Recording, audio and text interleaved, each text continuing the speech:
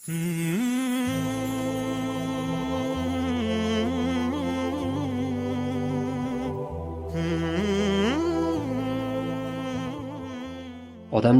orqangdan gapirishyapti deyishadi.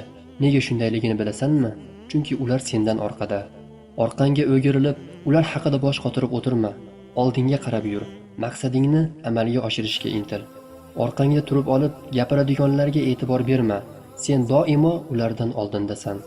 Baxt boshqalardan ko'proq mol dunyoga ega bo'lishing emas, balki Allohning taqdiriga odamlardan ko'proq rozi bo'ladigan qalb egasi bo'lishingdir. Ey birodar, rozi bo'l. Shunda hech qanday boyliging bo'lmasa ham Alloh qalbingni ochib qo'yadi.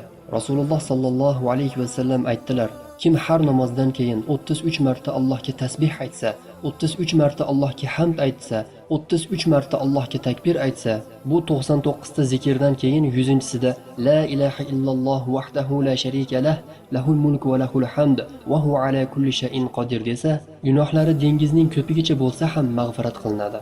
Rasululloh sallallohu alayhi va sallam aytdilar: sizlar menga 6 narsani kafolatini bersangiz, men sizlarga jannat kafolatini beraman.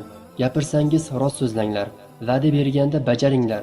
Sizga omonat qo'yilsa, vaqti kelganda egasiga qaytaringlar. Farjlaringizni, avratlaringizni haromdan saqlanglar.